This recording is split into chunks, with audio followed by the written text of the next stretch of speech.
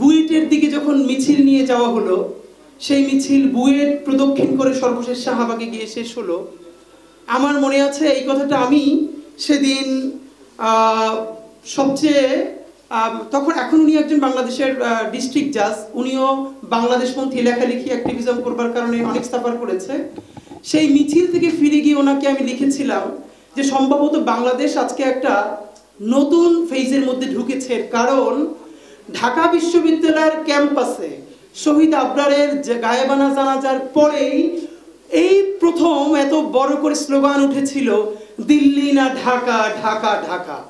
এবং আমি খুব অবাক হচ্ছিলাম যে এই ঢাকা বিশ্ববিদ্যালয়, যেখানে ছাত্রলীগের রামরাজত্বর থেকে অধিক যদি কিছু বলা থাকে, যেখানে আবরারকে পিটিয়ে শহীদ করে ফেলা হলো, সেই ক্যাম্পাসে আওয়ামী লীগের জামানায় চতুর্বৃষ্টিতে যখন হয়ে আছে চতুর্দিকে, ইন্ডিয়ান এম্বাসি থেকে শুরু করে সবাই যখন সজাগ, তখন ঢাকা বিশ্ববিদ্যালয় থেকে শুরু করে বুয়েটের ভাই বোনেরা সবাই মিলে যখন বলতে পারছে দিল্লি না ঢাকা, ঢাকা ঢাকা, তাহলে সম্ভবত এই ফেরাউসিনার রাজত্ব শত বছর ধরে টিকে থাকবে না ইনশাআল্লাহ, এবং সেটা টিকে থাকে নাই।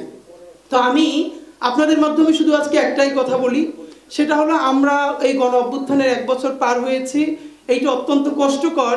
আমরা কেউ যেটা ফাইয়াজ কয়েকটা শোতেও বলেছে, আমি খেয়াল করেছি, প্লিজ আমরা যেন আমাদের ন্যাশনাল হিরোগুলোকে কোনো দলের বানায় না ফেলি। এখন এখানে একটা সমস্যা হলো, কেউ যদি কোনো দলের প্রতি সিম্প্যাথেটিক হয়, আমি ধরে নিলাম তর্কের স্বার্থে, ধরেন আবরার কোনো এক সময় শিবিরের সমর্থক ছিল, এটা আর্গুমেন্টের জন্য ধরে নিচ্ছি, এর মানে কি তাহলে এই পরিচয়ের কারণে আবরারকে হত্যা করলে তার পক্ষে আর দাঁড়ানো যাবে না? তাহলে একই কথা আসবে যে ছাত্রদলের যদি কেউ মরে যায় তাহলে তার পক্ষে দাঁড়ানো যাবে না, অধিকার পরিষদের কেউ যদি, এর মানে হলো ইনসাফ। এই ধারণাটা আমাদের সমাজে এখন পর্যন্ত আমরা পরিষ্কার করতে পারি নাই। আমরা বারবার বলেছি আমাদের শত্রুর সাথেও আমরা ইনসাফ চাই। যেই ছাত্রলীগ সরাসরি গণহত্যা করে নাই, গুম করে নাই, হত্যা করে নাই, ধর্ষণ করে নাই, তার বিরুদ্ধেও মিথ্যা মামলা দেওয়া যাবে না, এটা আমরা হাজারবার বলেছি। আমরা ইনসাফ চাই, আমরা ইনসাফে জুলুমের বিপরীতে আর একটা জুলুম চাই না। সুতরাং এইখানে বরং আজকে যেটা ভালো হতো, এই ডাকসুর জন্য তো এটা অত্যন্ত সম্মানজনক যে তারা এই প্রোগ্রামটা আয়োজন করেছে। আমি বরং দেখতে চাই ছাত্রদল এর থেকেও বড় একটা প্রোগ্রাম আমাদের শহীদ আবরার ফয়াজকে নিয়ে করুক, আবরারকে নিয়ে করুক। এরপরে আমাদের এনসিপির ভাইয়েরা, বাংলাদেশপন্থী যতগুলো রাজনৈতিক দল আছে, রাজনৈতিক শক্তি আছে, তারা সবাই মিলে বড় বড় প্রোগ্রাম করুক।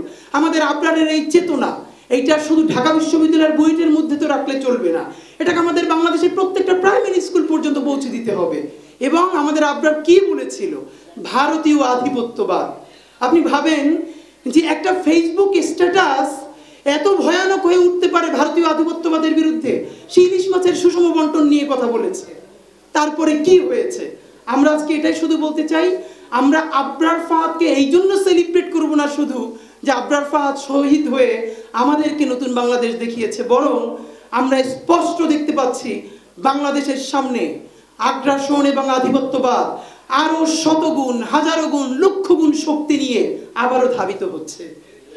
বাংলাদেশের যেই স্বাধীন সীমান্তে আবারও যদি আগ্রাসন নেমে আসে, আবারও যদি আধিপত্যবাদ নেমে আসে, তাহলে আমাদেরকে প্রস্তুতি নিতে হবে আবারও কোটি কোটি আবরার শুধু বুয়েট নয়, বাংলাদেশের প্রত্যেকটা শিক্ষা প্রতিষ্ঠানে নেমে আসতে হবে।